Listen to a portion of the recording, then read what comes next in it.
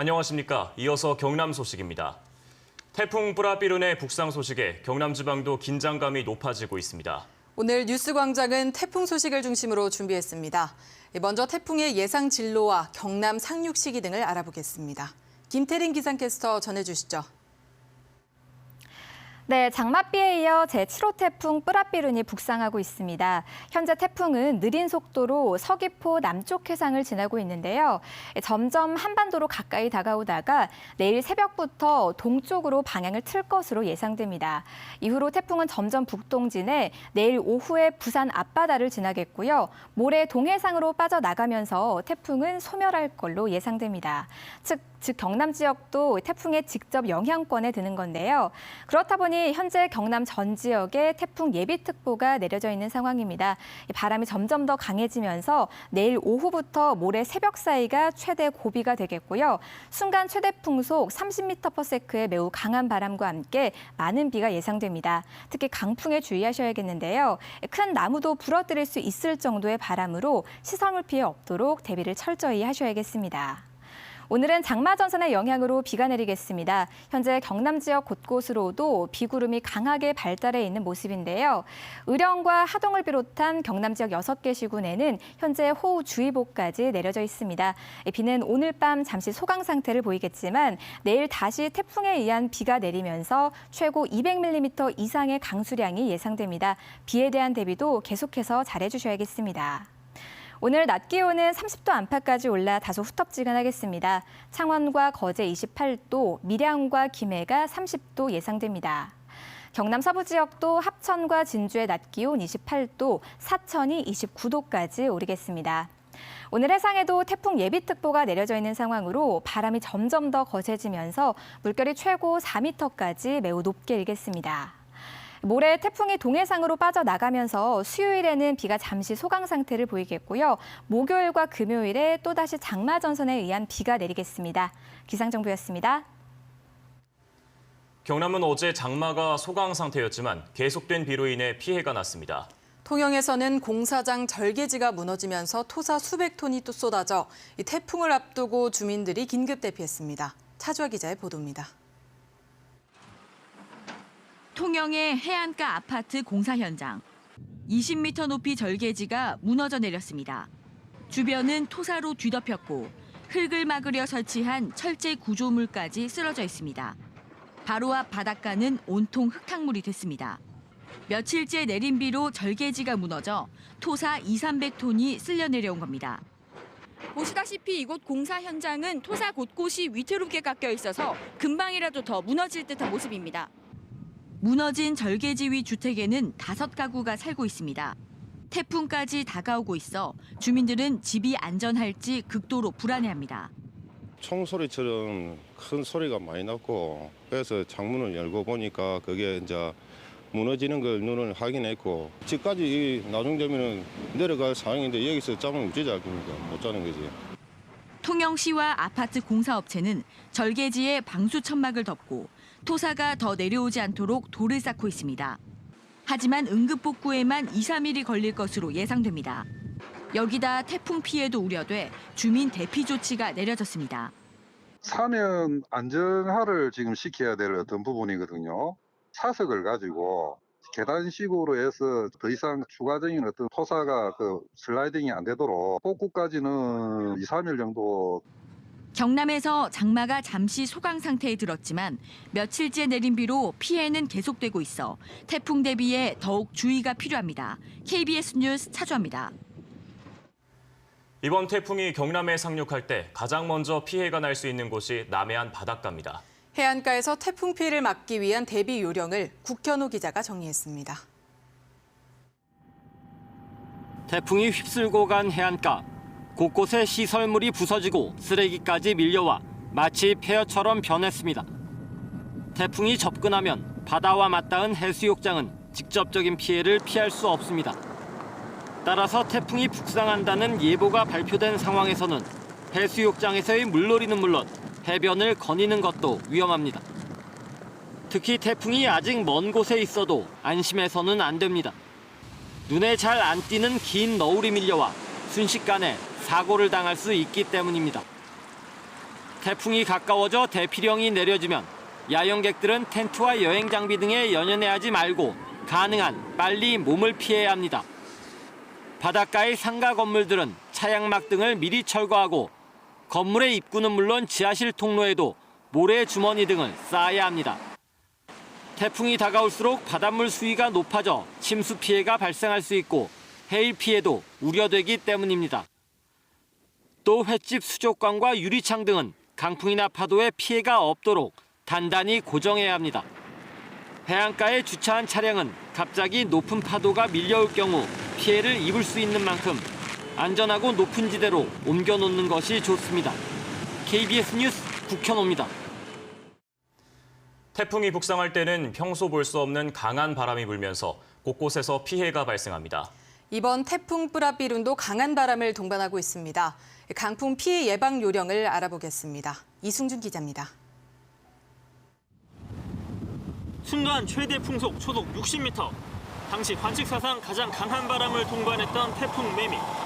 송전탑이 쓰러지고 곳곳에서 가로수가 뽑히는 등 강풍 피해가 속출했습니다. 강풍 피해를 막기 위해선 무엇보다 불필요한 외출을 하지 말아야 합니다. 바람이 강하게 불기 시작하면 집 주변에 바람에 날릴 수 있는 물건은 집 안으로 옮겨두고 출입문과 창문은 닫아야 합니다. 낡은 집에서는 지붕을 단단히 고정하고 지붕 위나 집 바깥에서의 작업은 피해야 합니다.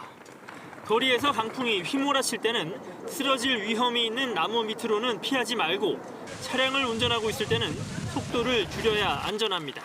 또 강풍에 떨어져 나갈 수 있는 건물의 간판이나 부착물은 계속 점검해야 합니다. 농어촌 지역에서도 특별한 주의가 필요합니다. 비닐하우스 주변을 고정하고 내부에 버팀 기둥을 설치해 붕괴를 막아야 합니다. 또 과수 장목도 쓰러지거나 가지가 부러지지 않도록 미리 받침대를 세워주는 것이 좋습니다. 해안 지역에선 미리 선박을 안전한 곳으로 대피시키고 다른 선박과 부딪히지 않도록 고무 타이어 등을 부착해야 합니다. KBS 뉴스 이승준입니다. 경남의 이번 주 주요 일정과 행사를 미리 들여다보는 순서입니다. 이번 주는 김경수 경남도지사 당선인 등 민선 7기 단체장이 임기를 시작하고 경남도의회도 새 의장단을 뽑습니다. 미리 보는 한 주 소식 천연수 기자입니다. 경남도지사와 도교육감을 비롯해 경남시군 민선 7기 단체장이 임기를 시작했습니다.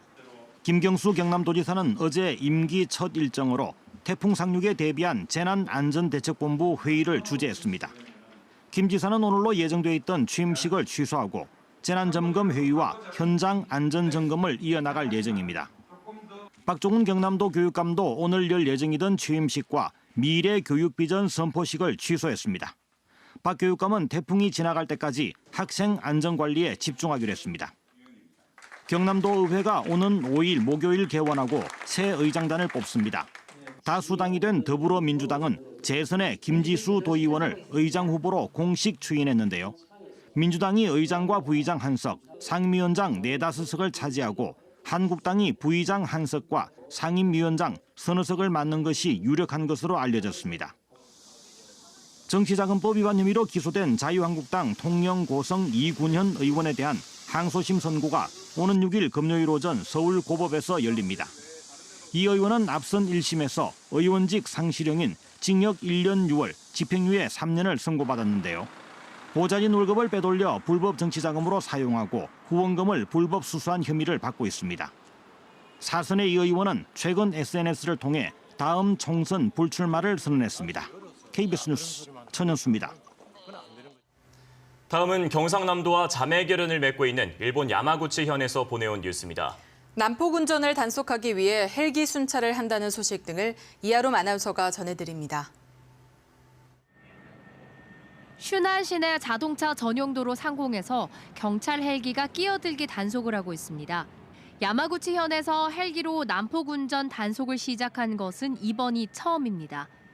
헬기에서 난폭운전 차량을 발견하면 휴게소에서 대기하는 경찰차로 보고되고 순찰 차량이 즉각 출동하는 방식으로 단속은 진행됩니다. 速度が速いとか、前に割り込んでくるとか、車間が迫ってるとか、急に進路変更した車とかいた場合はですね、危なければ110番していただくというのが一番だと思います。 야마구치현에서는 지난해 고속도로에서 승합차가 트럭에 추돌해 부부가 숨진 이후 난폭 운전 단속이 강화됐습니다. 쿠다마츠시 어업센터에서 보거의 이빨 일부를 자르는 작업이 진행 중입니다. 보거의 이빨이 날카로워 서로 상처를 입히거나 그물을 찢고 나가는 것을 막기 위해서입니다. 이빨 손질 작업에는 유아용 손톱 가위가 사용됩니다. 刃を切ることで魚フグがやっぱり噛み合ってしまうので、それを防ぐために、はっきり行ってます。早く成長させるような、養殖の仕方をなんとか頑張って、作っていけたらなと思ってます。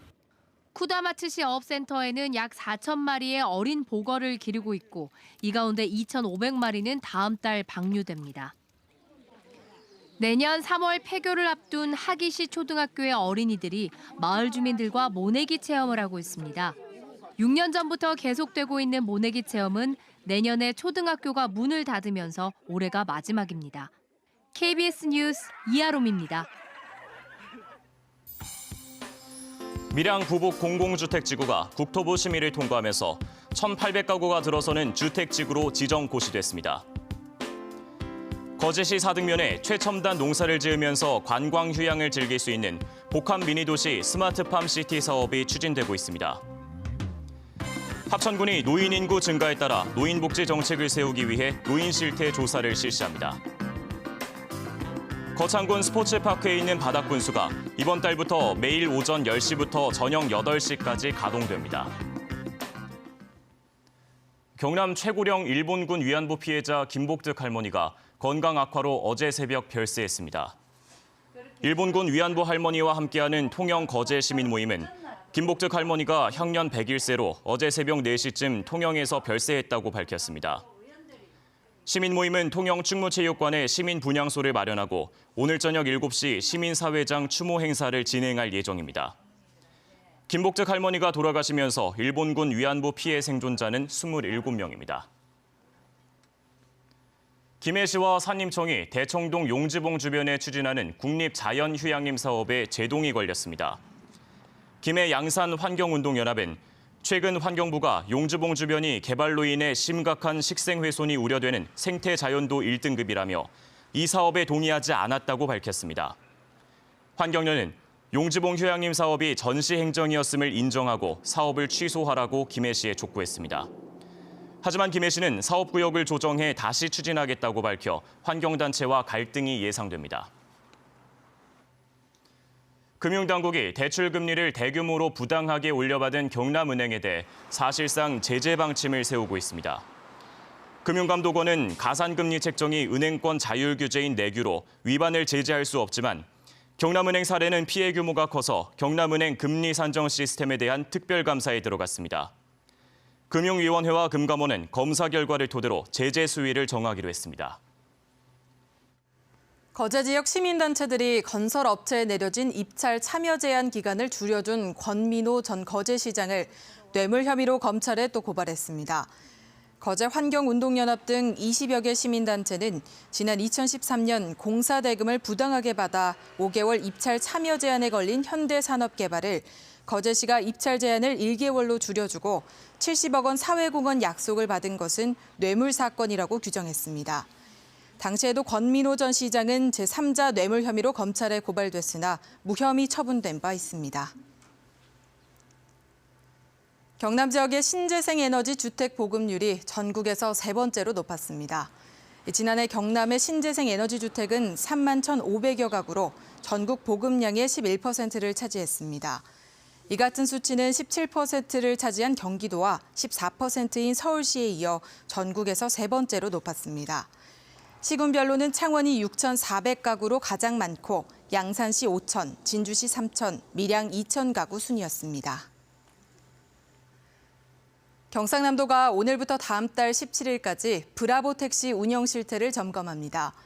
이번 점검에선 15개 시군, 579개 마을에서 이용하는 브라보 택시 운영 현황과 예산 집행 절차 준수 여부, 마을 이용권 관리 실태 등을 종합적으로 점검할 계획입니다. 브라보 택시는 오지와 벽지 지역 주민의 교통 불편 해소를 위해 버스가 운행하지 않는 지역의 콜택시 금액을 보조하는 제도입니다. 뉴스를 마칩니다. 시청해주신 여러분 고맙습니다.